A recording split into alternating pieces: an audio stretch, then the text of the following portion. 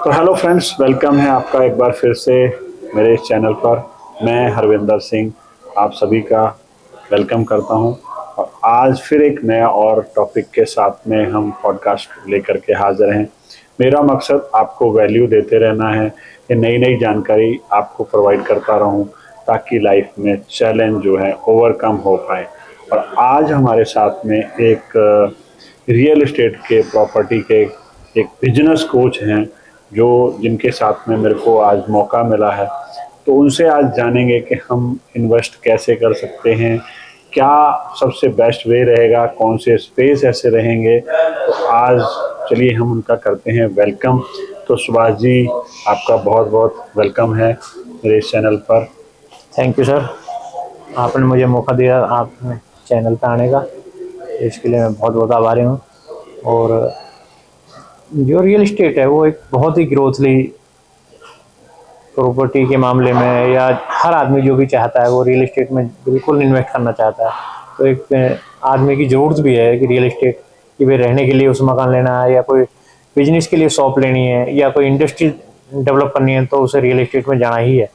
और एक अच्छी इन्वेस्टमेंट के लिए नॉलेज होनी बहुत ज़रूरी है। बिल्कुल, आपने ये बात बहुत अच्छे से बताई है कि भी किसी भी काम को आप करते हो तो उसके बारे में नॉलेज होना आपका सबसे ज़्यादा है। अदरवाइज पैसा जो आपका बहुत मेहनत से कमाते हो वो चला जाता है, डूब जाता है। तो आज हम उसी टॉपिक पे बात करने वाले हैं कि सुभाष जी ये बताइए कि आप जो प्रॉपर्टी में इन्वेस्ट क्यों करें लोग। मैं ये जानना चाहता हूँ या आप हमारे दर्शकों को ये बताना चाहते हैं कि इन्वेस्ट करने से बहुत सारे लोगों के पैसे डूब जाते हैं। तो आप मतलब जैसे प्रॉपर्टी से तो आप तो यही कहोगे कि भाई मेरे को तो प्रॉपर्टी में इन्वेस्ट कराना है। लोग जो LIC या म्यूचुअल फंड वाला वो कहेगा कि उसमें इन्वेस्ट करो, तो आपके उसमें क्यों इन्वेस्ट करें।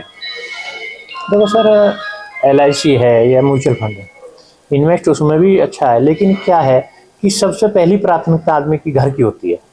आप LIC में इन्वेस्ट करके घर में तो नहीं रह सकते, या एक जो बड़ा अमाउंट है, आप 10 करोड़ 20 करोड़ बड़ा अमाउंट है, उसकी ग्रोथ जो प्रॉपर्टी में है वो LIC के मुकाबले में कई बार बहुत ग्रोथ हो जाती है। आप अगर इन चीज़ों में जाओगे, LIC एक मंथली बचत करनी है, छोटी अमाउंट की चीज़ है, या थोड़ा सा रिस्क कवर करना, तो वो उसके लिए एक LIC है। लेकिन आप अगर बड़ी इन्वेस्टमेंट में जाओगे, या आप घर लेना चाहते हो या शॉप लेना चाहते हो, एक मंथली रिटर्न चाहते हो उस पर, तो वो सारा प्रॉपर्टी में है। और प्रॉपर्टी में जो इन्वेस्टमेंट का प्रॉफिट है, जो वो आप कैलकुलेशन नहीं कर सकते उसे। कई बार वो चीज़ें अगर आप म्यूचुअल फंड में LIC में जाओगे तो 12 से 15% का रेट मिलती है, लेकिन अगर आप रियल इस्टेट में जाओगे तो कई बार प्रॉपर्टियाँ हैं जो है 36% से 50% तक का ईयरली का रिटर्न देती है। एक चीज़ और पूछना चाहूँगा, मोस्टली जैसे हर इंसान की घर की बहुत ज़्यादा ज़रूरत है, ठीक है। तो आप ऐसा क्या करेंगे जिससे कि लोग जो है आपसे घर लें, आपसे कनेक्ट हों, या किसी से भी ले रहे हैं तो किन चीज़ों का ध्यान रखें कि उनका पैसा डूबे ना। बिल्कुल सर, सबसे पहली तो यही है कि भाई घर खरीदते हुए जो बहुत सारी बातें हैं जो जिनको हमारे को पता नहीं होता और हम फ्रॉड लोगों के साथ में फंस जाते हैं और फिर चैलेंज आ जाता है। तो ऐसा कौन सा जो ध्यान रखने वाली बात है कि जिसमें चैलेंज नहीं आए। देखो सर, सबसे पहले अब अगर आप कोई प्रॉपर्टी लेना चाहते हो तो वहाँ का जो रेपुटेड बिल्डर है उसका सर्च करें, क्योंकि एक जो रेपुटेड बिल्डर होता है वो अपनी इमेज को कभी ख़राब नहीं होने देगा। हाँ, बिल्कुल। और जो आपको उसने पोजीशन का टाइम दिया है, 2 साल 3 साल जो भी है, वो टाइम पे पूरा करता है। बहुत से बिल्डर ऐसा है कि बड़ा गेम खेल लेते हैं और वो प्रॉपर उसको नहीं दे पाते हैं, तो उसमें चैलेंज आ जाते हैं। तो कोशिश ये करें कि अच्छे बिल्डर के पास अपना इन्वेस्टमेंट कराएं, आप जहाँ भी बुकिंग करें अच्छा रहेगा, उसके बारे में सर्च करें। प्लस वो प्रॉपर्टी के पूरे लीगल पेपर भी चेक करें कि भाई वो पूरी पेमेंट दे चुका है उस प्रॉपर्टी की, या वैसी बिल्डिंग का या नक्शा बना के हमारे सामने रख दिया है। तो उस चीज़ों का भी थोड़ा सा ध्यान रखें। आपका जो भी लीगल एडवाइजर है, अगर आपको नॉलेज है तो आप खुद देखें, नहीं तो अपने लीगल एडवाइजर की भी उसमें सलाह लें। एक चीज सबसे बड़ा चैलेंज ये आता है कि लोग एक ही प्लॉट को या एक ही मकान को 2-2 3-3 बार भेज देते हैं, और फर्स्ट वाला जो है उसने तो चलो पैसे लेकर के जिसका था वो तो लेके चला गया, लेकिन बाद वाले दोनों फंस जाते हैं। बिल्कुल। देखो उसका कैसे पता लगा सकते हैं? जैसे आप अगर कोई प्लॉट ले रहे हो तो प्लॉट में क्या होता है कि एक सिजरा होता है और एक खसरा नंबर होता है। आपको उसी सिजरे में और उसी खसरे नंबर, और कोशिश ये करें कि अपनी प्रॉपर्टी पे प्लॉट नंबर जरूर मेंशन कराएं और उसका लीगल ही जाके वहाँ चेक कराएं, पटवारी से भी, वहाँ का जो पटवारी है, और कोर्ट से। क्योंकि जब आप इतना 10 लाख 20 लाख 50 लाख इन्वेस्ट कर रहे हैं तो थोड़ा सा मैं चाहूँगा कि आप 2-4 दिन का समय लेके और 1,000-500 रुपये उस पर जरूर खर्च करें अपनी इन्वेस्टमेंट करने से पहले। तो कि आप कि हमें पहले पटवारी को ढूंढना होगा, तब उसके पास से पता चलेगा। तो पटवारी मिलेगा कहाँ पे? ये जो हम ढूंढने की कोई जरूरत नहीं है सर। आप जब तहसील में जाओगे तो ये सारी चीज़ें वहाँ अवेलेबल है। आप रजिस्ट्रार ऑफिस में जाओ या वहाँ तहसील में जाते हो, या जो वहाँ का लोकल का भी कोई भी आपको इस चीज़ की जानकारी दे देगा कि भाई आप हमारे यहाँ के ये पटवारी हैं या ये हमारे यहाँ रजिस्ट्रार हैं, यहाँ पे हमारे। क्योंकि आप जब रजिस्ट्री कराने जाओगे तब भी तो वहीं जाओगे ना, जाना तो पड़ेगा, जाना आपको पड़ेगा ही। तो उससे पहले कि आप अपनी संतुष्टि के लिए इन्वेस्टिगेशन कर लें पहले, ताकि चैलेंज जाए। और प्लस सबसे मैं प्लस, और अगर आपको पटवारी और उससे भी चैलेंज है तो सबसे पहले आप जब कोई प्रॉपर्टी खरीदते हैं तो वहाँ के लीगल जो लोग हैं, लोकल के जो लोग हैं, जो उसको प्लॉट का पड़ोसी है, वो आपको अधिक जानकारी दे देगा कि ये प्लॉट भाई साहब उनका है। ये सबसे पहले आप पटवारी, आपने बहुत अच्छी जानकारी दी कि भी जो भी है, कोई ना कोई देखो, कोई प्लॉट बना हुआ है या मकान है, फ्लोर है, तो ऊपर नीचे वाले को इतना तो चैलेंज पता होता है कि उसके साथ में क्या हुआ, क्यों गया यहाँ से, किस रीजन से है, या प्लॉट वो क्यों बेच रहा था, कुछ मनी का चैलेंज है या कुछ किसको बेचा था, थोड़ा सा तो इतना पड़ोस पड़ोस में पता होता ही है। तो एक चीज और जो है कि मतलब कई बार तो पड़ोसी बता ही नहीं पाते, उस कंडीशन में क्या करेंगे? सर ऐसा नहीं होगा कि पड़ोसी नहीं बता, लेकिन आपको थोड़ा सा टाइम निकालना पड़ेगा। कई बार आप प्रॉपर्टी देखने जा रहे हो दोपहर के टाइम में, ओके, अब वो दोपहर में आपका उसका पड़ोसी या और पड़ोस के अपने काम पे गए हो रहे हैं। बिल्कुल, उसके लिए कोशिश आप ये करें घर कि में मॉर्निंग में जाएं, इवनिंग में जाएं।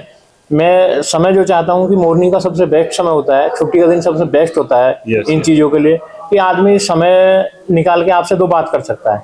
कई बार हम खुद इन चीज़ों में फंसते हैं कि हम सर्च नहीं करते, टाइम देना नहीं चाहते।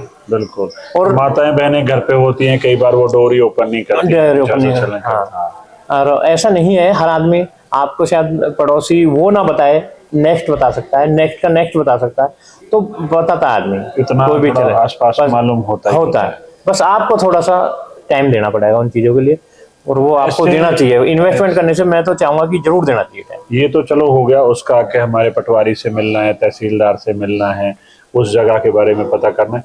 अब सबसे जो लोकेशन कौन सी सही रहेगी, या कहाँ पे कैसे पता लगाया जाएगा, या कौन सा घर किस तरफ में रहेगा, या क्या ऐसी जो बेसिक चीजें हैं जो घर लेने के लिए आम लोगों को नहीं मालूम, तो आपके लिए बेसिक हो सकती हैं? हाँ, प्रॉपर्टी में क्या है कि सबसे पहले जो रिक्वायरमेंट होती है आदमी की, वो अपने काम धंधे के अनुसार होती है। कि भाई मान लो मैं दिल्ली में रह रहा हूँ और मेरी जॉब है गुड़गांव, यस, और मैं प्रॉपर्टी ले लगूँ कहीं नोएडा में जाके, तो एक चैलेंज आ जाएगा। तो आदमी कोशिश यही करता है प्रॉपर, भाई मैं अगर गुड़गांव में प्रॉपर्टी लेना चाहता हूँ, दिल्ली में रेंट पे रह रहा हूँ और गुड़गांव में मेरी जॉब है, तो मैं गुड़गांव ही सर्च करूँ। तो अगर दिल्ली में जॉब है और रह रहा हो गुड़गांव है, तो वो चीज़ें उसे, तो ये चीज़ जो उसके जॉब पे और उसके काम पे डिपेंड करते हैं। दूसरा उसको ये है कि भाई उसका बजट क्या है। अब आपका बजट है कम और आप चाहते हो गुड़गांव ले लो, तो उस कंडीशन में थोड़ा सा चैलेंज आ जाता है। तो फिर उसे अपने बजट के अनुसार उस इलाके में जहाँ भी वो चाहता है, तो ऐसी भी बहुत जगह हैं जहाँ छोटे अमाउंट में भी काम होता है, NCR में ही पूरे में। बिल्कुल, हाँ, तो उसकी जो प्रॉपर्टी है या रिक्वायरमेंट है, उसके अनुसार उसे थोड़ा सा सर्च करना पड़ेगा इन चीज़ों के लिए कि भाई मेरा बजट कितना है। और सबसे प्लस पॉइंट है कि भाई हम जो है ना लोन तो ले लेते हैं प्रॉपर्टी, लेकिन हम अपनी इनकम को भी देखना बहुत ज़रूरी है। कई बार हमें चैलेंज आ जाता है कि भाई हमने लोन ले लिया, प्रॉपर्टी पे एक लोन बहुत आसानी से मिल जाता है अगर उसकी जॉब ठीक है, लेकिन बाद में कहीं उसे चैलेंज आ जाए, जॉब छूट जाए कोई, तो उसमें थोड़ा सा उसे एक दिक्कत हो जाए, चैलेंज आ जाता है। तो ऐसी और कौन सी बात है जो घर खरीदते वक्त मोस्टली लोग जो है गलती कर देते हैं, तो वो गलती ना करें? मैं चाहूँगा कि सबसे पहले उसे जो है ना, कोई भी अगर वो प्रॉपर्टी लेना है तो उसकी लोकेशन बहुत बेस्ट हो, कि उसे कोई चैलेंज भी आए तो वो तुरंत सेल हो जाए। हाँ, उसकी इन्वेस्टमेंट तेजी से, तो लोकेशन का बहुत बड़ा फर्क पड़ता है कि वहाँ नियर बाई में मेट्रो कितनी नज़दीक है, भाई वहाँ जो हमारे घर की घरेलू सुविधाएं हैं वो कितनी नज़दीक है। उस चीज़ से अगर वो इन चीज़ों को सर्च कर लेगा, प्रॉपर्टी लेगा, तो उसे कभी कोई चैलेंज भी आएगा तो उसमें वो चैलेंज उसका लगेगा नहीं, क्योंकि उसकी प्रॉपर्टी के जो ग्राहक हैं वो तुरंत हो जाएंगे। और जब कोई आधर दूर में जाकर ले लेता है तो वहाँ उसको इन चैलेंजों को सेल आउट करने में उसको चैलेंज आ सकता है, वेट करना पड़ सकता है, प्लस पैसे की ग्रोथ भी कम होती है वहाँ। ओके। और जहाँ अच्छी लोकेशन पे उसे आज 2 रुपये महंगा लगेगा वो, लेकिन उसकी ग्रोथ तेजी से हो, मतलब मेट्रो के नियर अबाउट जहाँ पे भी होगा तो वहाँ पे उसका रोड के नियर बाई ये रोड सारी के आसपास जो है। हाँ। तो मतलब एक घर खरीदते हुए कम से कम जो आम नॉर्मली गली वगैरह हैं या उनका कितना मोस्टली जो आपको लोगों को चैलेंज आते हैं आज की डेट में, जैसे पार्किंग का सबसे ज़्यादा चैलेंज आ रहा है, तो कितना बड़ा होना चाहिए गली का उसका एक जो चैलेंज में आया है? देखो सर, आज की डेट में जैसे हर आदमी चाहता है कि मेरा 4 व्हीलर मेरे घर तक पहुंचे, तो मिनिमम 15 फुट 20 फुट की तो गली होनी चाहिए, जिससे आपकी गाड़ी आपकी घर की पार्किंग में पहुंच जाए। दूसरा, आप कभी जब बेचने की भी सोचते हो तो हर आदमी ये चाहता है कि मेरी जो इन्वेस्टमेंट है या मेरा जो घर है वो किसी ऐसी गली में हो जो मेरी गाड़ी भी पहुंच जाए। जो आप सोचते हो वो दूसरा भी सोचता है। अब डिपेंड होता है कि भाई आपकी बजट किस हिसाब से है, तो उसके अनुसार एक्सेप्ट करना पड़ता है मार्केट में। तो कई चीज़ें है, कोई रहने के अनुसार भी चीज़ें थोड़ा आदमी उस बजट के अनुसार ले लेता है। छोटी गली में ले लेता है कि मुझे गाड़ी, चलो मैं बाहर, मेरी 10 लाख की इन्वेस्टमेंट बच रही है, मैं गाड़ी कहीं पार्किंग में लगा, तो उसके ऊपर डिपेंड करता है कि वो क्या चाहता है उस पर। एक चीज़ और पूछना चाहूँगा, सबसे ज़्यादा जो है आज की डेट में पॉपुलेशन बढ़ने की वजह से जो है प्रॉपर्टी बिक रही है या महंगी हो रही है, या क्या रीज़न क्या है उसका, महंगा होने का रीज़न क्या है? सर देखो, पॉपुलेशन तो बढ़ रही है, ये तो है ही है। आपने देखा होगा कि गाँवों से लोग जो मेट्रो शहरों में जाना पसंद करते हैं, बच्चों की पढ़ाई की वजह से, हॉस्पिटल की सुविधा और अपना कारोबार, रोजगार क्योंकि गाँवों में उतना रोजगार नहीं है जो शहरों में। हाँ, इसलिए वो शहरों की तरफ ज़्यादा कर रहे हैं। दूसरा, जो रेट बढ़ने का एक और रीजन है वो महंगाई है, कि वो सब पे इफेक्ट पड़ता है उस चीज़ का। आप देखते होगे जब आटा, दाल, चीनी, तो इनका इफेक्ट फिर प्रॉपर्टी तक भी पहुंचता है। तो एक चीज़ और जो है कि कम से कम प्रॉपर्टी को लेने के बाद कितना टाइम उसको एक वेट करना चाहिए कम से कम? देखो, डिपेंड करता है सर, आपने प्रॉपर्टी में इन्वेस्ट किया है या घर लिया है। ओके। हाँ, इन्वेस्ट में और उसमें घर तो आदमी लेता है कि मेरी अगर मुझे रहना भी नहीं है तो वो रेंट पे उठ जाए, तुरंत रेंट पे उठ जाता है। हाँ, और इन्वेस्टमेंट होती है कि मैंने थोड़ा सा शहर से आउटर में लिया है और वहाँ से 5 साल में उसमें ग्रोथ होनी है, तो वो थोड़ा सा 5 से 10 साल का वेटिंग पीरियड लेके चले आदमी, तो ग्रोथ होनी ही होनी है प्रॉपर्टी। नहीं, आपका मतलब कहने का मेरे को एक चीज़ समझ नहीं आई कि भी घर हम खरीद करके एक रेंट पे दे दें उसको, वहाँ से इनकम अच्छा आ सकता है, ग्रोथ भी होगी साथ साथ, या फिर इन्वेस्टमेंट पर्पज से, किस मतलब दोनों में फ़र्क क्या है और क्यों करें, इन्वेस्ट क्यों करें? देखो सर, क्या होता है कि जब हम कोई प्रॉपर्टी खरीदते हैं, प्लॉट और फ्लैट एक ऐसी चीज़ है जो आपकी ज़्यादा एप्रिशिएट नहीं कर सकते। अगर आपका 500 स्क्वायर फीट का फ्लैट है तो 500 में रहेगा, लेकिन अगर आपने प्लॉट लिया है और वो 500 स्क्वायर फीट का प्लॉट है आपका, तो उसमें ऑप्शन है, आपको 4 मंजिल 5 मंजिल तक आप उसे बना सकते हो। दूसरा, फ्लैट है, अगर किसी ने दूसरे भाई ने वो फ्लैट लिया तो आपका जिस कंडीशन बना उसी कंडीशन में वो रहना पसंद करेगा। प्लॉट में क्या है कि वो अपनी मर्जी से उसको बना सकता है, तो अपने तरीके से उसमें रसोई बना सकता है, अपने तरीके से। मतलब मेरे दर्शकों को ये पूछना चाहूँगा उनके लिए कि कहाँ किया जाए, घर लिया जाए या इन्वेस्ट किया जाए, किस तरह से, मतलब प्लॉट लिया जाए या बना बनाया लिया जाए? नहीं, कोशिश आदमी को प्रॉपर्टी की प्लॉट की करनी चाहिए, प्लॉट की करनी चाहिए। जैसे ये नहीं है कि भाई बड़ा बजट के अनुसार से वो सारी चीज प्राप्त हो जाती है। अगर वो छोटे प्लॉट में जाता है तो 25 गज 50 गज, हमारे दिल्ली जैसे शहरों में बहुत प्रॉपर्टियां ऐसी जो 25-50 गज में हमारे अथॉरिटी भी निकालती है, डीडी निकालती है। रोहिणी में आपने देखा वो 32 मीटर के प्लॉट हैं, 45 मीटर के प्लॉट हैं, 60 मीटर के प्लॉट हैं, तो 200 मीटर के भी प्लॉट हैं, तो सभी तरीके के हैं। तो प्रॉपर्टी की जो वैल्यू है प्लॉट की वो ज़्यादा फ्लैट के मुकाबले ज़्यादा पड़ती है।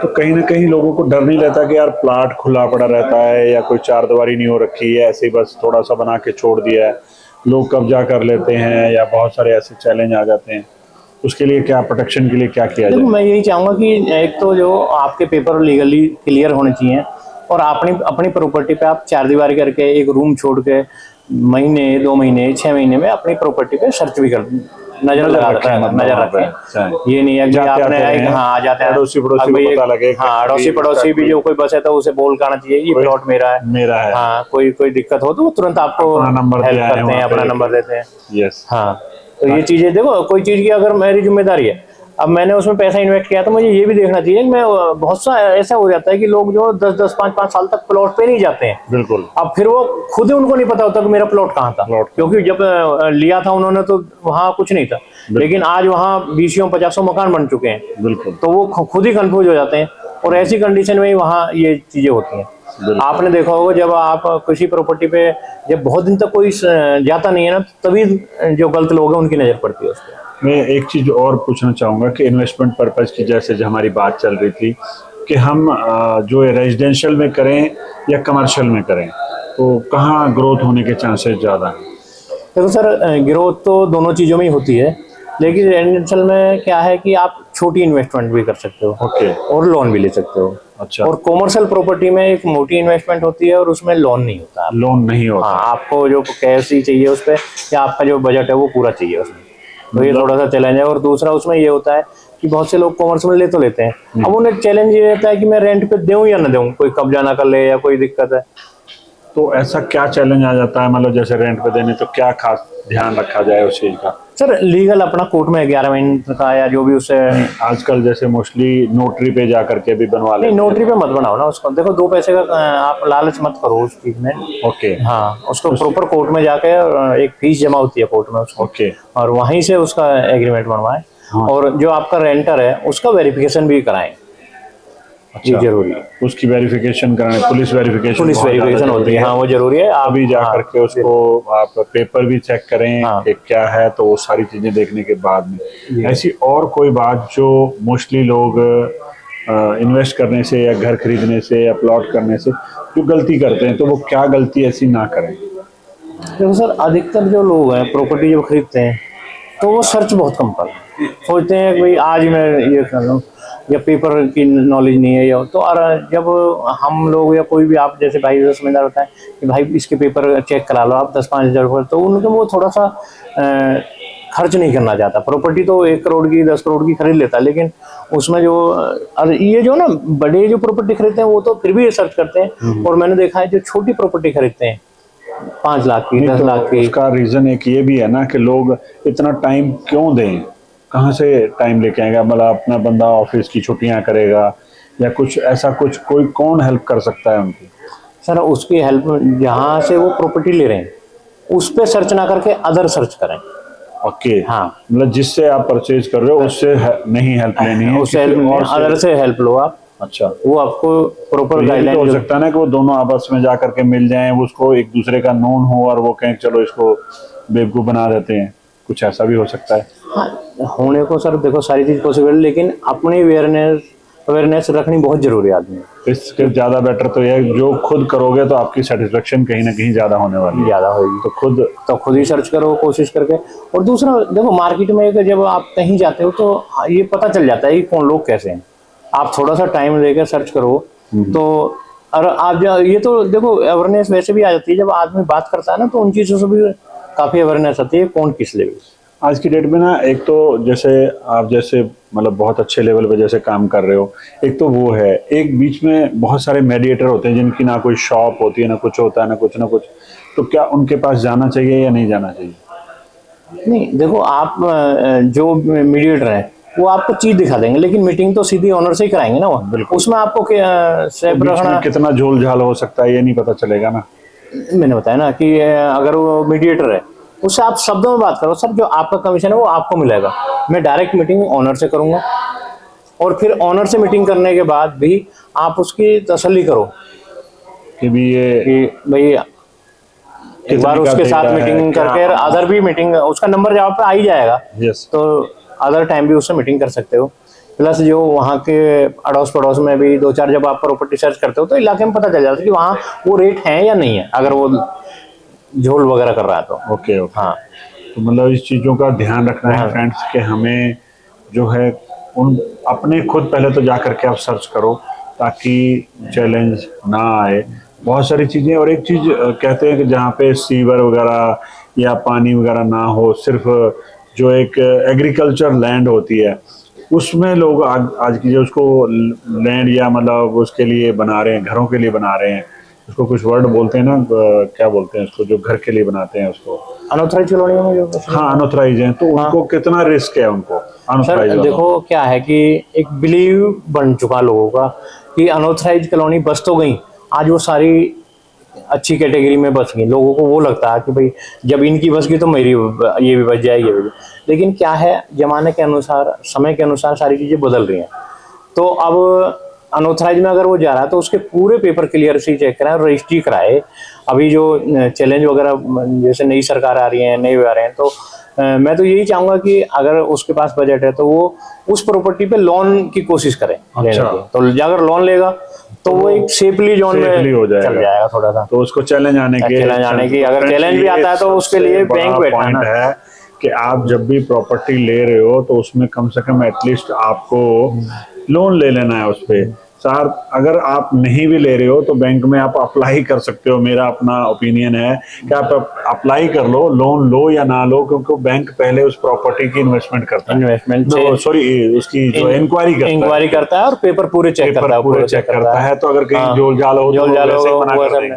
और एक जब प्रॉपर्टी आप खरीदते हैं ना सर, लोन का एक बड़ा बेनिफिट ये भी है कि अगर आपने मकान खरीदा और आपने उस प्रॉपर्टी पे लोन लिया तो आपका एक इंश्योरेंस भी होता है। भविष्य में अगर किसी उस व्यक्ति को कोई दिक्कत होता है तो उसके बच्चों को तो उसके लिए तो अलग से पे करना पड़ता होगा उनको। हाँ, तो वो बैंक लेके ही रखता है वो सारी चीजें। और करना चाहिए, वो करना चाहिए। क्योंकि कल को कुछ जो बंदा परचेज कर रहा है बैंक की इंस्टॉलमेंट नहीं दे पाता तो चैलेंज ना आए, तो एक वो फाइनेंशियली उसको फ्री करने के लिए बैंक को उसकी अगर कुछ चैलेंज आता है उस पर्सन को तो वो उससे उसकी पॉलिसी से कवर कर लेता है वो। तो उसके फैमिली को, और सबसे बड़ा कि आपकी प्रॉपर्टी सेफ है, बिल्कुल सेफ है। हाँ, बैंक से लोन, जब बैंक इन्वॉल्व हो गया तो आपकी प्रॉपर्टी सेफ है। कोई दूसरा जो कोई कब्जे करने वाला है या कोई भी है वो उन पे हाथ नहीं डालेगा। नहीं, एक चीज और मोस्टली चैलेंज आता है कि बहुत सारे बीच में से ना चैन, जो उसकी चेन होती है वो बीच में से गायब कर देते हैं। तो वो जब सर आप बैंकर पे जाओगे तो पूरी चेन लेते हैं। आप ये मान लो हमें नहीं मिली कहीं से, मान लो कोई पर्सन परचेज कर रहा है तो वो उसको 2-4 ही मिली और बीच में से 2-4 जो है गायब हो गई, तो उसको पूरा कैसे कर सकते हैं वो? सर उसको जो है पूरा करने के लिए एक तो यहाँ से वो रजिस्ट्रार ऑफिस से ही है, हाँ, डुप्लीकेट कॉपी मिल जाती है। हाँ, अगर आप उसकी आगे की और पीछे की चेन दोगे तो बीच की वहां से मिल जाएंगे आपको। ओके। और अगर वहां से भी ना मिले तो कई बार ऐसा होता है कि अड़ोसी पड़ोसी से मिल जाती है। कई बार ऐसा होता है कि 200 गज का प्लॉट है वो और आपने उसमें 50 गज लिया। यस। तो आपने बस 50 गज लिया, लेकिन वो 200 गज की जो चैन है वो दूसरे पर्सन के पास है। ओके। हाँ, नहीं तो ऐसा भी होता है ना कि भाई जो उसको तो चैन नहीं मिलेगी जो 50 गज लिया है, वो मेन फोटो कॉपी मिलेगी ना सर उसको। फोटोकॉपी की चैन लेकर रख सकता है, काम बन जाएगा। हाँ, उससे चैन काम बन जाएगा कि 200 गज की प्रॉपर्टी से 50 गज मेरे और ये 200 गज की ये रही है। आपसे एक चीज और पूछना चाहूंगा कि आपको क्या लगता है कि भाई कहाँ पे इन्वेस्ट करना चाहिए दिल्ली में? अगर कहीं कोई बंदा पर्सन करता है तो आप तो अपने एरिया में ही कहोगे, लेकिन आप फिर भी पूछना चाहूंगा कि ऐसी कौन सी जगह है जहाँ पे ग्रोथ हो सकती है उसकी पर्सन की, या मतलब एक प्रॉपर जो मेट्रो सिटी है उस वहाँ पे ले या कहीं और ले? सर मैं यही चाहूँगा कि उसका विजन क्या है कि भाई वो इन्वेस्टमेंट करना चाह रहा है या रहने के लिए चाहता है। तो अगर इन्वेस्टमेंट करना चाह रहा है तो जैसे भी हमारे यहाँ रोहिणी का सेक्टर है जो आगे डेवलप हो रहे हैं यूआर की तरफ। ओके। जेवर एयरपोर्ट बन रहा है, वहाँ इन्वेस्टमेंट बहुत अच्छे हो रही है, वो अच्छी हो रही है। ये गवर्नमेंट के बॉडी के प्रोजेक्ट है और इनमें कोई वो नहीं होगी सिर्फ, लेकिन आप उसमें तुरंत जाके नहीं रह सकते। ये अभी थोड़ी सी कंडीशन है कि भाई डेवलप नहीं हुए हैं या लोग नहीं रह रहे हैं। हाँ, तो ये तो इन्वेस्टमेंट होगी। अब उसका विजन क्या है, रहना है उसको, तो मैं रहने के हिसाब से तो मैं चाहूंगा कि भाई वो जहाँ उसे, जैसे आपने जेवर का बोला तो वहाँ पे अभी एग्रीकल्चरल लैंड है या वो रेजिडेंशियल लैंड हो? वो रेजिडेंशियल है और गवर्नमेंट अप्रूव कर चुकी है। जो Noida authority, great Yamuna authority है वहाँ पे। ओके। यमुना अथॉरिटी के या तो रीसेल के प्लॉट है या उनके फार्म वगैरह निकलते हैं, तो आप फार्म भरिए, आप लक्की हैं तो वहां से मिल जाएगा, नहीं तो रीसेल मिल जाते हैं वो चीजें। चलिए सुभाष जी, आपका थैंक यू सो मच। आपने बहुत बहुत अच्छी नॉलेज दी है हमारे दर्शकों को। तो फ्रेंड्स, कभी भी किसी ने अगर कुछ ऐसी प्रॉपर्टी लेनी हो तो आपको इस वीडियो से बहुत सारी नॉलेज मिलने वाली है। तो हम अगले पॉडकास्ट में फिर से दोबारा से मिलेंगे और सुभाष जी को एक बार थैंक यू बोलते हैं कि thank you so much Subhash ji, आपने समय निकाल करके हमारे साथ में गुजारा। और आपका भी थैंक यू सो मच, अभी तक आप बने हुए हो।